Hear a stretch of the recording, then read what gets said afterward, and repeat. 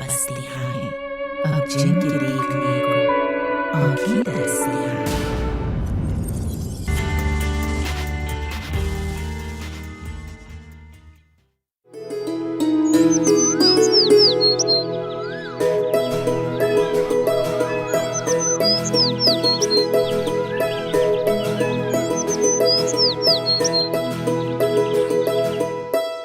کیوں بدتمیزی کی تم نے؟ وہ تم سے بڑے تھے، اگر ان کے کہنے پر چند لمحوں کے لیے لگام پکڑ لیتے تو تمہارا کیا بگڑ جاتا؟ اس نے حاکمانہ شان سے مجھے پکارا تھا جو میں بالکل برداشت نہیں کر سکتا تھا۔ اے چھوکرا، اس کا لگام پکڑو، ہم ابھی آتا ہے۔ مسٹر خان، دیکھ رہے ہیں آپ کرتوت اپنے بیٹے کی؟ معاف کیجیے، میں اس انگریز کیپٹن کا غلام نہیں تھا کہ لگام پکڑ کر کھڑا رہتا۔ مجھے نہیں کرنی ان انگریزوں کی غلامی۔ ہندو جو شیر ہو تو مسلمان ہو شکر، آپس میں اتفاق کا رشتہ بڑھائے جاؤ۔ آداب ناظرین، آج ذکر مولانا ظفر علی خان کا۔ آپ ایک بلند درجہ ادیب و شاعر، صحافی اور نقاد تھے۔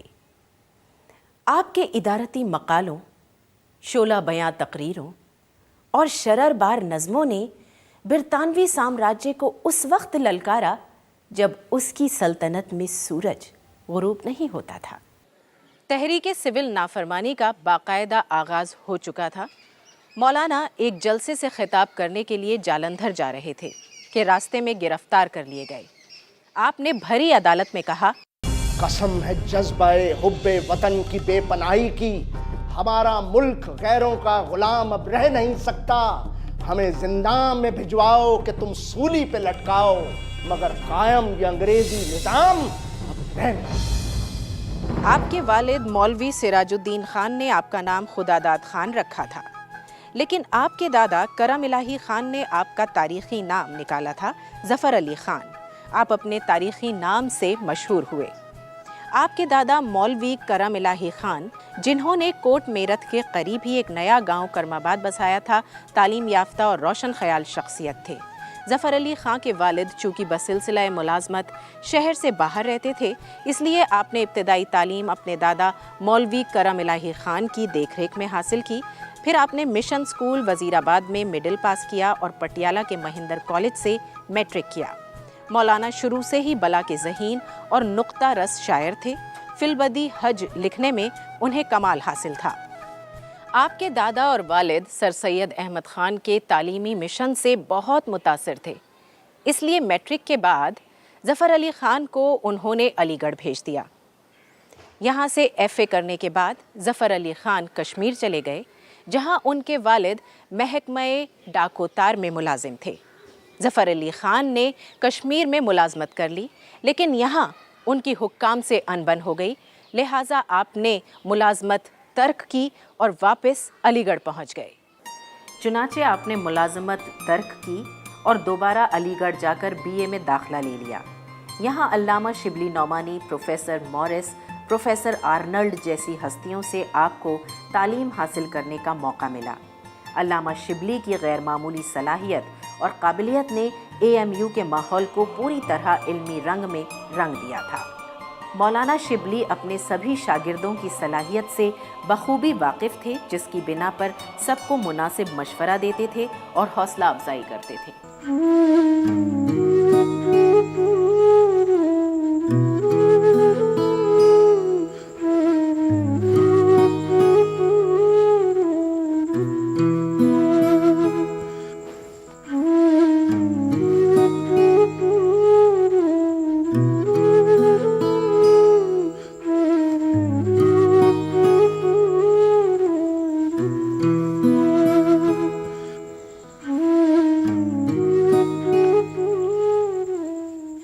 السلام علیکم۔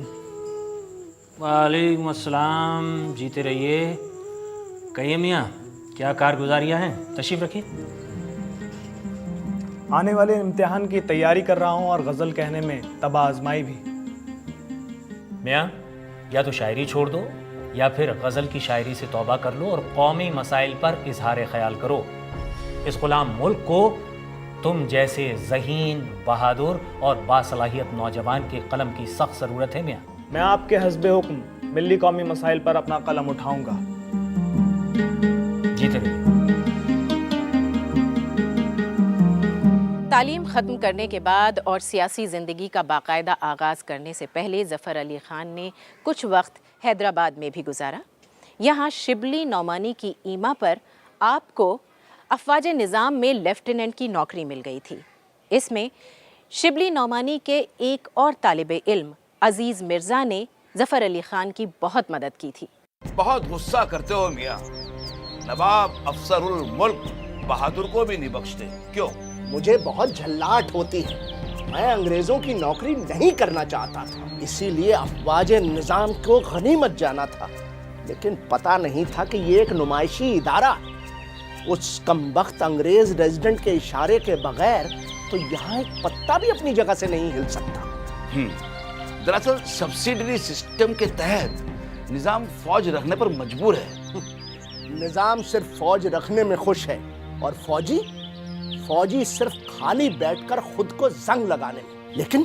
لیکن میرا تو دماغ خراب ہوتا ہے. میں نے تمہارے لیے کچھ سوچا ہے جس سے تمہاری ادبی صلاحیتوں کو زنگ لگنے کا اندیشہ نہ ہو. وہ کیا؟ میں سوچ رہا ہوں کہ آپ کو ہوم آفس میں مترجم کے عہدے پر فائز کر دوں. جی بہتر رہے گا. ظفر نے پھر ہوم آفس میں بطور مترجم کام کیا. اس کے بعد مجلس قانون ساز کے رجسٹرار مقرر ہوئے اور پھر اسسٹنٹ ہوم سیکریٹری کے عہدے پر فائز ہوئے اور اسی دوران میر عثمان علی کے اتالیق مقرر ہوئے. مولانا نے ان ایام میں اپنا ذوق شعر و ادب جاری رکھا. متعدد انگریزی کتابوں کے تراجم کیے، ادبی ماہنامے جاری کیے. مارکائے مذہب و سائنس کا ترجمہ انہی دنوں پائے تکمیل کو پہنچا. 1898 میں لارڈ کرزن کی مشہور کتاب دا گارڈنز آف پرشیا کا ترجمہ خیابان فارس کے نام سے کیا.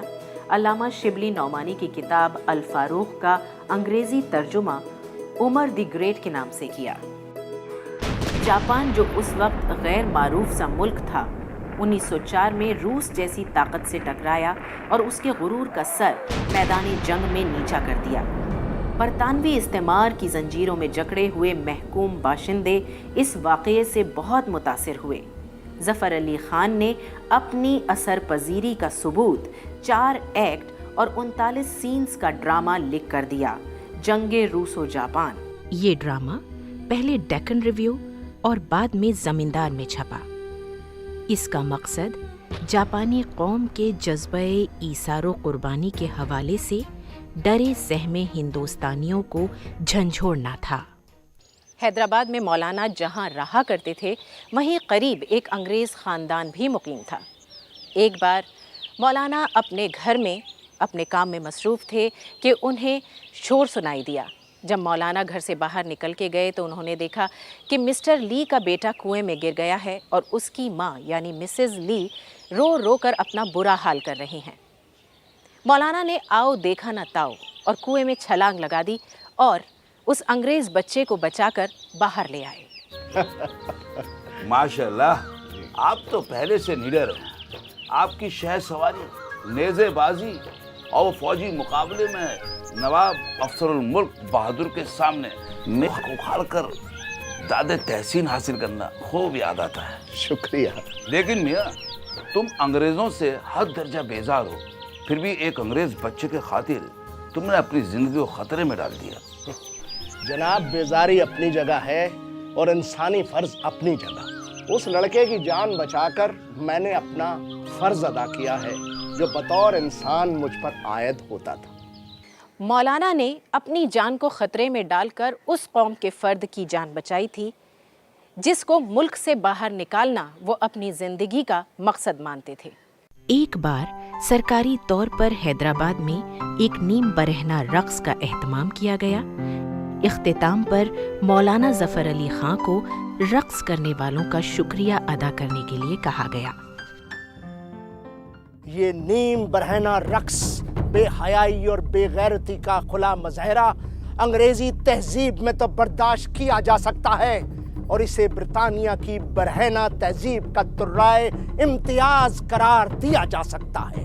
اس برہنہ رقص نے ہمارے معاشرے کی دیواروں میں شگاف کرنے کی صحیح کی ہے۔ میرا ضمیر اس امر کی اجازت نہیں دیتا کہ ایسے حیا سوز مظاہروں کا شکریہ ادا کروں۔ یہ سن کر جنرل اوڈائر ریسیڈنٹ حیدرآباد بھڑک اٹھا۔ اس نے حکومت حیدرآباد سے احتجاج کیا، لیکن مولانا نے معذرت نہ کی۔ بہت جلد مولانا کو حکم نامہ ملا، جس میں لکھا تھا کہ انہوں نے ولی عہد کے ساتھ مل کر نظام کے خلاف ساز باز کی ہے، لہٰذا انہیں ریاست سے نکالا جاتا ہے۔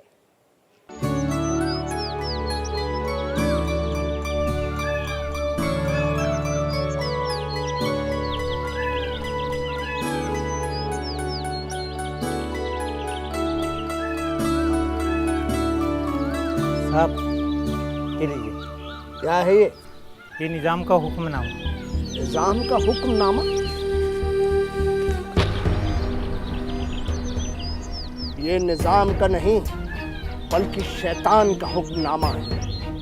شیطان سے میری مراد سر مائیکل اوڈائر، ریزیڈنٹ حیدرآباد۔ مولانا ظفر علی خان کے والد مولوی سراج الدین خان نے 1903 میں زمیندار کرم آباد سے نکالنا شروع کیا اور 1909 تک اس سے جڑے رہے۔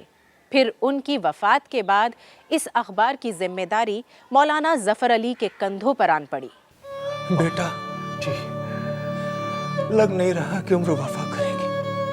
ابا حضور، اللہ پاک آپ کا سایہ ہمارے سر پر ہمیشہ برقرار رکھے۔ جیتے رہو۔ دیکھو، اخبار زمیندار سے غافل نہ ہو، اسے میں نے اپنے خون سے سینچا ہے۔ اگر تم اس کی ایڈیٹری نہ کر سکو تو کسی اور کے سپرد کر دینا، جس کے دل میں قوم کا درد ہو اور جو زمینداروں کی خدمت گزاری کو اپنا نصب العین بنائے ہوئے ہو۔ ابا حضور، آپ فکر مت کریں، اس اخبار کو میں خود سنبھالوں گا۔ میں جانتا ہوں کہ آپ نے کتنی کاوشوں سے اسے پروان چڑھایا۔ میں اس کے ساتھ کبھی زیادتی نہیں ہونے دوں گا ابا حضور۔ جیتے رہو۔ ابا حضور، ابا حضور، نہیں ابا حضور،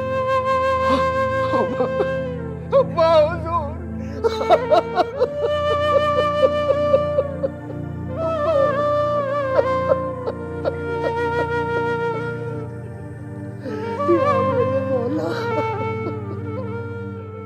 آپ اپنے جگری دوست چودھری شہاب الدین کے کہنے پر اپنے اخبار کے ساتھ کرم آباد سے ٹکسالی گیٹ لاہور منتقل ہو گئے۔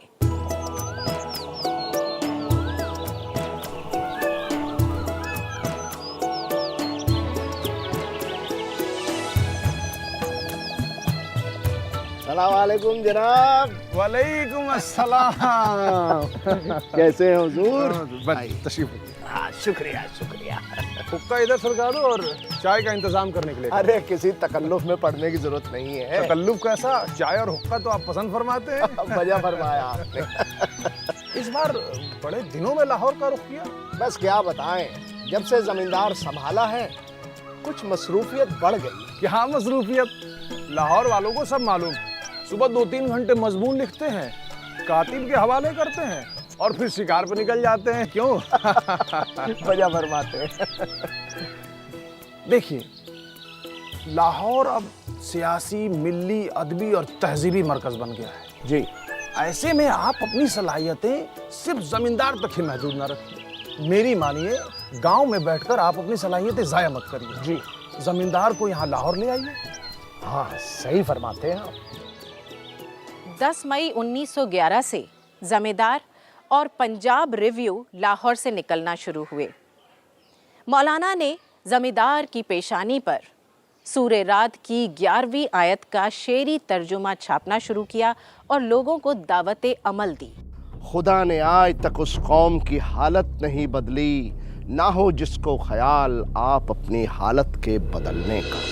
इसी के साथ आपके हंगामा खेज उसलूब, नादिर अंदाज़े तहरीर व तकरीर और तंजिया शायरी ने अंग्रेज़ी इक़्तिदार को आड़े हाथों लेना शुरू कर दिया। कानपुर के मछली बाज़ार में सरे राह एक मस्जिद थी। अगस्त 1913 में म्यूनिसिपैलिटी इस मस्जिद के एक हिस्से को तोड़कर सड़क सीधी करना चाहती थी। मुसलमान इसके खिलाफ थे। उन्होंने इस मंसूबे को रद्द करने की सूबे के गवर्नर जेम्स मिस्टन से अपील भी की, लेकिन अपील करने वालों के जज्बात से बेनियाज जिले का कलेक्टर मुआयने की गरज से आया और जूतों समेत मस्जिद में दाखिल हो गया और फिर बाहर आकर लोगों के मजमे से बोला, सुनिए, चूंकि हम जूते पहने हुए मस्जिद के मशरिकी हिस्से में चले गए थे, लिहाजा ये मकामी जुज़्व मस्जिद नहीं और इसके मुनहतिम कर देने में कोई हर्ज नहीं। अंग्रेज हुकूमत! अंग्रेज हुकूमत! अंग्रेज हुकूमत! हाय हाय हाय हाय हाय। इस एहतजाज के बावजूद म्यूनिसिपैलिटी ने मस्जिद के एक हिस्से को ज़बरदस्ती शहीद कर डाला। कौमी रहनुमाओं ने फौरी तौर पर एक ज़बरदस्त जलसा मुनक़िद करके ये फ़ैसला किया कि मुनहदिम शुदा हिस्से की फ़ौरन मरम्मत कर डाली जाए। काम शुरू हुआ, जिससे हुक्काम चिराग पा हो गए और बिला तामुल फायरिंग का हुक्म दे दिया। इस तरह बेशुमार मुसलमान मर्दों, औरतों और बच्चों को जामे शहादत पीना पड़ा। ज़मींदार में ज़फ़र अली ख़ान ने इस हादसे पर शदीद तनकीद व नुक्ताचीनी की। अल्लाह अल्लाह जूते के जोर से मस्जिद को शहीद कर देने का ऐलान और मुसलमानों की ज़बान बंद कर देने की गरज से उन्हें कायल करने की नीयत, कैसी ज़बरदस्त हिकमत अमली है। अगर खुदा ना खास्ता जूते पहन कर जाना ही मस्जिद ना होने का मयार करार पाया तो दिल्ली की जामा मस्जिद का खुदा हाफिज है, क्योंकि खुदा के घर की इस मुक़द्दस ज़मीन का कोई गोशा बचा होगा जो मगरबी जूतों की एड़ियों से पामाल ना हुआ। इस तनकीद का नतीजा ये हुआ कि ज़मींदार की ज़मानत के 2000 रुपए ज़ब्त कर लिए गए और मज़ीद 10,000 रुपए बतौर ज़मानत तलब किए गए। ज़मींदार ने न सिर्फ दौलत यूरोप के इस्तेमारी अज़ाइम को बेनकाब किया, बल्कि तुर्कों की माली इमदाद के लिए भी अपील की। 5 लाख रुपए जमा किए और इन पैसों को खुद मौलाना ने तुर्की पहुंचाया। कोई पूछे कि ए तहजीबे इंसानी के उस्ताद, ये जुल्म आराइयां ताके ये हश्र अंग्रेजियां कब तक? He is very daring. Zafar Ali Khan जानता है कि इस्तांबुल में हमारे पंजे पूरी तरह गड़े हैं और यहाँ भी हमारी हुकूमत है। उसके बावजूद भी इतना strong criticism. Not only this, he collected money for helping Turkish people. और वो पैसा हैंड ओवर करने वहाँ वो खुद गया था। He met Khalifa and he had meeting with him. Yes, I do have a strong belief कि ये उनका स्पाई है। Indian Muslims abide by his words. Turkey इस आदमी को यूज करके यहाँ भी अपराइजिंग शुरू करवाएगा ताकि हम डिस्टर्ब हो जाए। इस आदमी के पीछे हर वक्त खुफिया पुलिस रहनी चाहिए और फौरन इसके अखबार जब्त करो। मगर सर, वो कुछ भी करके जमानत की बड़ी से बड़ी रकम अदा कर देता है। सर वाह, हम भी कुछ करो। जमींदार पंजाब हमारी हुकूमत के बैकबोन है। हम इस एरिया पे हर तरह से रिलाई करते हैं।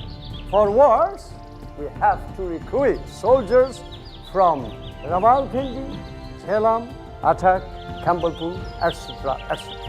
अगर हमने इस सरफिरा जर्नलिस्ट को बेलगाम छोड़ दिया तो हमारा प्लान चौपट हो जाएगा और पब्लिक बागी हो जाएगी। Sir Michael O Dyer, governor Punjab ने अपनी खुद नविश्त सवाने हयात में लिखा है, In the year of 1912, Mr. Zafar Ali Khan Zafar ने 1916 में तर्के अंजुमने हिलालो अहमर के लिए चंदा जमा करना शुरू किया और तुर्की के वजीर आजम की खिदमत में चंदा पेश करने खुद कुस्तुनतुनिया गया। तुर्की से वापसी पर उसके अखबार का अंदाज़े तहरीर बरतानिया की मुखालफत में बेहद तुंद होता चला गया और इसे मुतअद्दिद बार मुतनब्बे करने के बाद कानून जमानत जब्त करने पर मजबूर हो गया। मजीद जमानत तलब की गई जो दाखिल कर दी गई। जमींदार फिर निकला और उसने फिर बागियाना और आतिशी मकाले शाया करने शुरू कर दिए। इस पर न सिर्फ उसकी जमानत जब्त की गई बल्कि प्रेस भी जब्त कर लिया गया। मौलाना की तहरीरों के साथ साथ आपकी तकरीरें भी वलवला अंगेज होती थीं। 14 अगस्त 1920 में हिजरों के जलसे में एक तकरीर की बिना पर आपके खिलाफ मुकदमे बगावत कायम कर दिया गया। आप पर इल्ज़ाम था कि आपने अपनी तकरीर में हुकूमत बरतानिया को खूब खरी खोटी सुनाने के अलावा ये भी कहा, प्रिंस ऑफ वेल्स आ रहे हैं। अगर हुकूमत बरतानिया चाहती है कि हम उनका खैर मकदम करें तो उसका फ़र्ज़ है कि तहरीक खिलाफत में मदाखलत ना करें। मक्का मुअज़्ज़मा, मदीना मुनव्वरा, बैतुल मक़दस और बगदाद वगैरह को खाली करे, तुर्की को हिफाजत व ज़मानत दे, मार्शल लॉ का दोबारा निफाज न किया जाए, रॉलेट एक्ट को मनसूख किया जाए। आपको ज़ेरे दफ़ा 124A और 153 गिरफ्तार कर लिया गया और आपको 5 साल कैद बामशक्क़त की सज़ा और 1000 का जुर्माना हुआ। बसूरत अदम अदायगी 6 महीने मज़ीद कैद बामशक्क़त सज़ा काटने के लिए आपको मोंटगोमरी जेल भेज दिया गया। जब आप सबसे पहले गिरफ्तार हुए और लाहौर जेल लाए गए, चलिए अंदर। दरवाजा खुलेगा तभी अंदर जाऊंगा।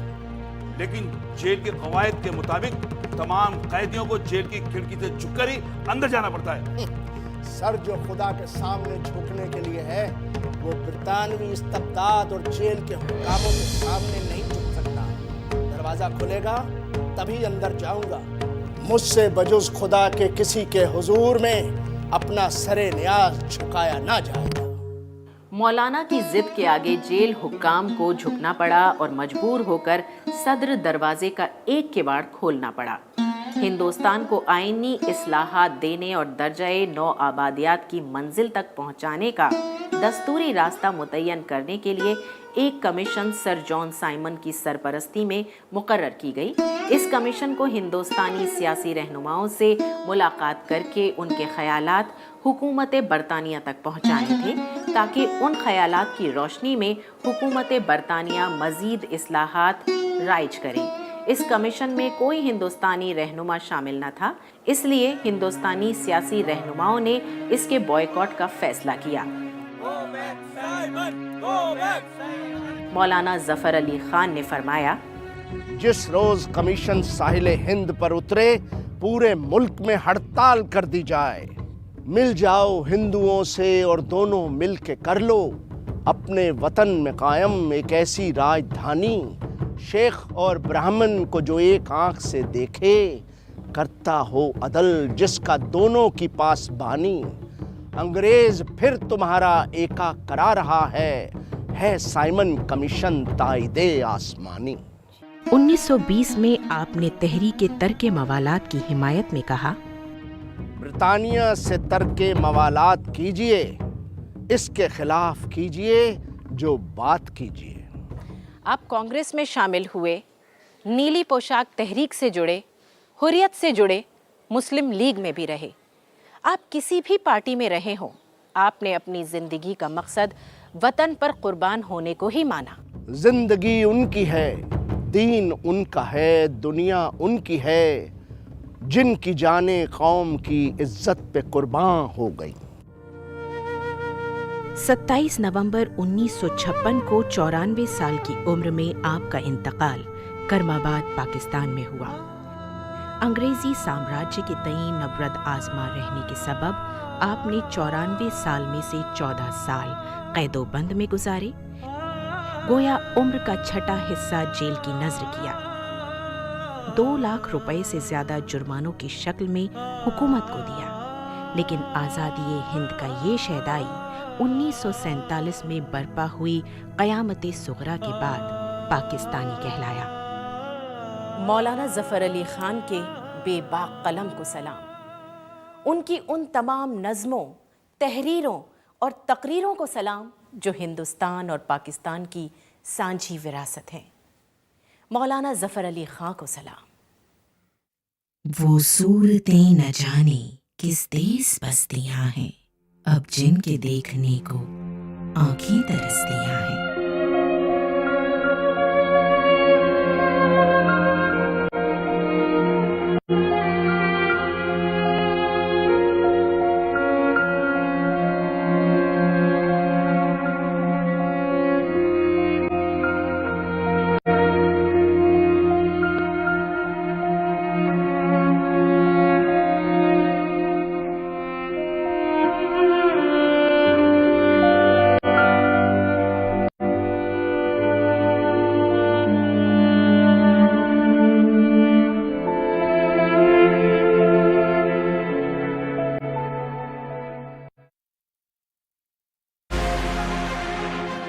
ہموار کریں گے